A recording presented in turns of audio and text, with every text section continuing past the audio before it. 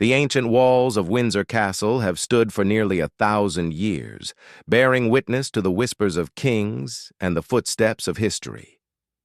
On a damp Tuesday afternoon in late autumn, they bore witness to something entirely different, a silent conversation between a frightened child and a soldier who was never supposed to break formation. The guard stood motionless outside the castle walls, a figure of crimson and bearskin, his posture perfect, his eyes fixed on some distant point that only soldiers can see. To the tourists passing by with their cameras and selfie sticks, he was part of the scenery, a living statue, a tradition frozen in time. They posed beside him, waved hands in front of his face, and laughed when he didn't blink.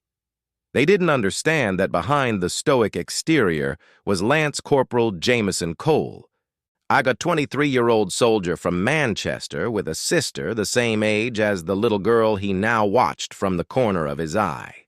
The girl was perhaps 9 years old, dressed in a pink coat that had seen better days, her brown hair pulled back in a messy ponytail. She stood with a man who appeared to be her father, though something about their dynamic made Jameson's training itch at the back of his neck. The man held her hand too tightly, his grip forcing her fingers white at the knuckles. When she tried to pull away to look at a souvenir stand, he jerked her back with a force that made her stumble. Jameson's jaw tightened imperceptibly. None of the tourists noticed. They were too busy photographing the changing of the guard. But Jameson noticed. Soldiers are trained to notice. They scan crowds constantly, looking for threats, and for unusual behavior, for anything that doesn't belong. This man belonged with the girl. He had the casual authority of a parent, the familiar way of touching her shoulder, adjusting her collar. But the girl's eyes told a different story. They were the eyes of someone who had learned to be invisible, to survive by not drawing attention. Jameson had seen those eyes before, in a mirror, looking back at him from a childhood he rarely discussed.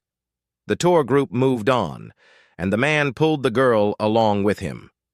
She glanced back at the guard as she went, a quick, furtive look that lasted less than a second. Jameson held his position, his expression unchanged. But something passed between them in that moment. A question from her. An acknowledgement from him. He didn't know it yet, but the signal had already begun. 2 hours later, the Jameson's relief arrived, and he marched with his unit back to the guard room. The stiffness in his shoulders relaxed as he removed the bearskin cap and set it carefully on its stand. He drank water slowly, deliberately, trying to shake the image of the girl from his mind. It wasn't his business. He was a soldier, not a social worker. He followed orders, stood where they told him to stand, and went home at the end of his shift. That was the job. That was the only way to survive it. But the image wouldn't leave. The way she had looked at him, not with the curiosity of a tourist or the boredom of a local, but with something else entirely. Recognition? No, that wasn't right. They had never met. It was more like assessment, like she was measuring him, deciding whether he was safe. A child should never have to make that calculation about an adult. He finished his water and prepared to leave, but his corporal called him back. "Cole, there's a family liaison officer here wants to talk to you about something that happened during your post." Jameson's stomach tightened. Had he done something wrong? He replayed the afternoon in his mind, perfect posture, no movement, no interaction with the public.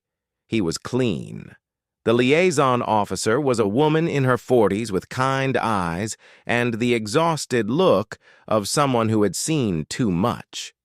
She introduced herself as Detective Constable Sarah Chen from the Thames Valley Police, though she wasn't in uniform.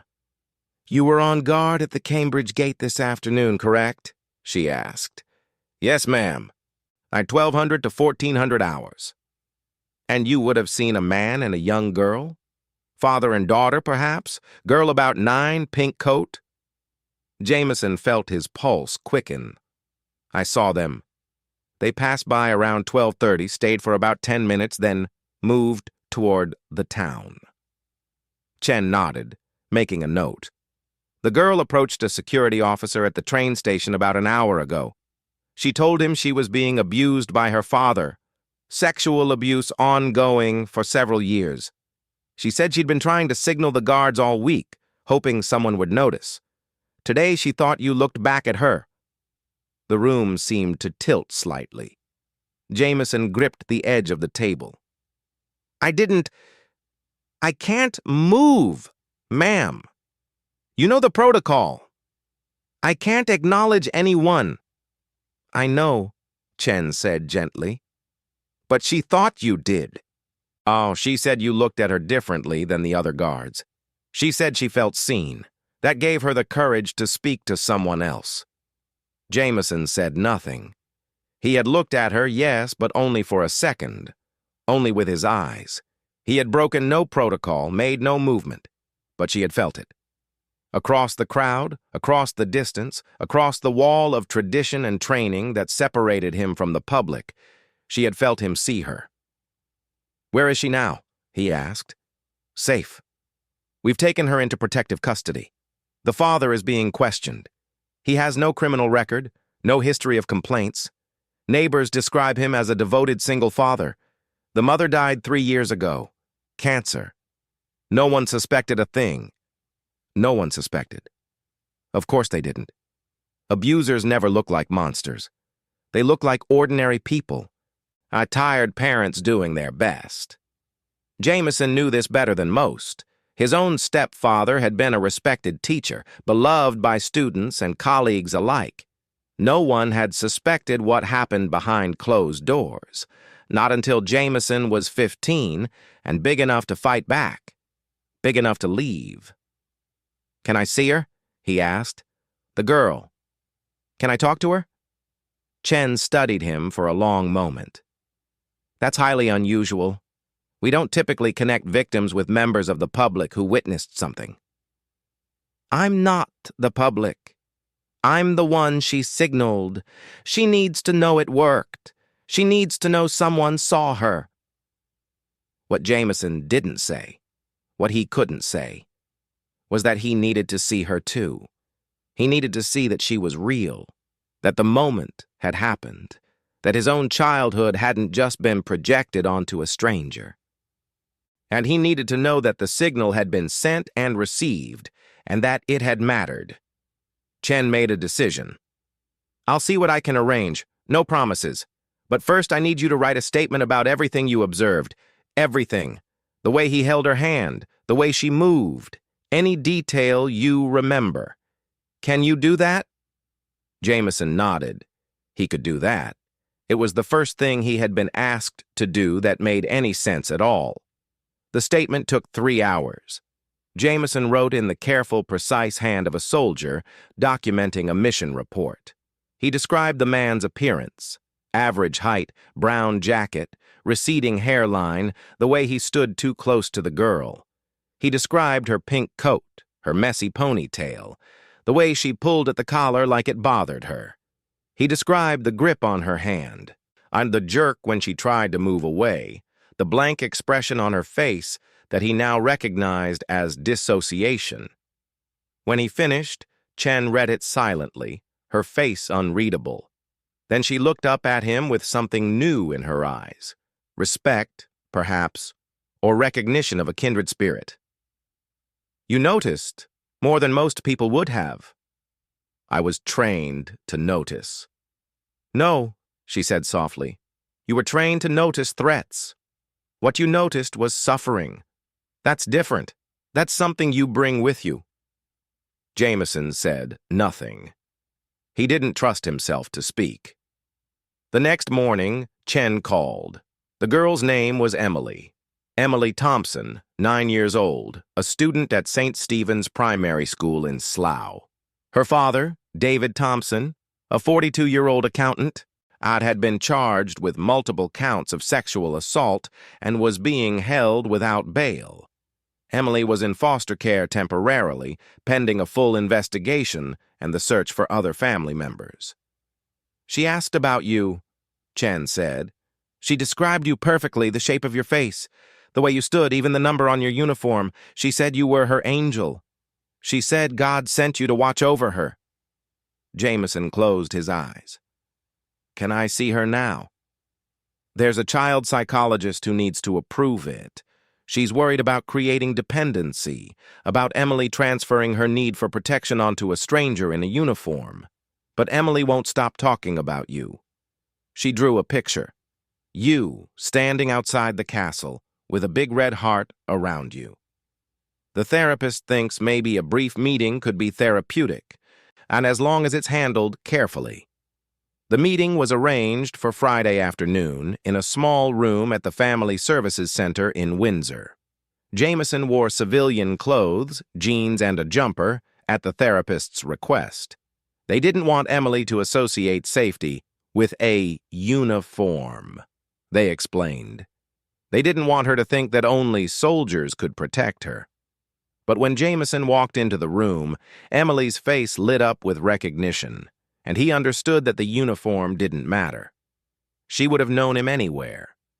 It wasn't the clothes that she had seen, it was the man inside them. "Hello, Emily," he said softly, sitting down across from her at a small table covered with crayons and paper. "I'm Jameson. I was the guard you saw on Tuesday." She nodded solemnly, studying his face. "You looked at me. The other guards never look at anyone, but you looked at me. I knew you would help." Jameson felt his throat tighten. "I wanted to help. I couldn't move. I couldn't talk to you. But I saw you. I saw that you needed someone." "I was so scared," Emily whispered. "He said if I told anyone about, he would hurt me worse. He said no one would believe me anyway because he's my dad, and dads are supposed to love you. But I knew that wasn't love. I knew love doesn't feel like that." The therapist, a woman named Dr.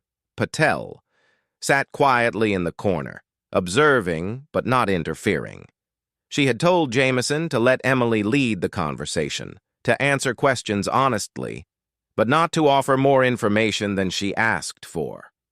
Children in trauma needed to control the narrative, she explained, and they needed to feel safe enough to share only what they were ready to share.